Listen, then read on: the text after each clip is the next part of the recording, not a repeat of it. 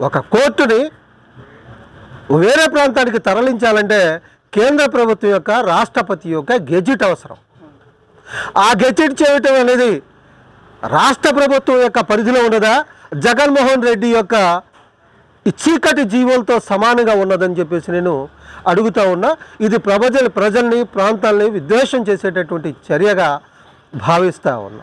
ఇది చేసేటటువంటి చట్టబద్ధంగా ఎన్నుకోబడినటువంటి ఈ ప్రభుత్వం చట్ట వ్యతిరేకమైనటువంటి కార్యక్రమాలని కొనసాగిస్తూ ఉంది.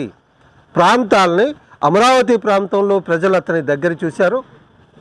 ఈరోజు విశాఖపట్నంలో ఎలక్షన్స్ అవ్వగానే విశాఖపట్నానికి వస్తా, ప్రమాణ స్వీకారం చేస్తా, ఇక ముందు 10 సంవత్సరాల్లో హైదరాబాదు, బెంగళూరు లాంటి ఇండియాలో ఉన్నటువంటి మెట్రోపాలిటన్ సిటీస్తో విశాఖపట్నం పోటీ పడాలంటే నేను రావాలా? ఇది జరిగే పనేనా?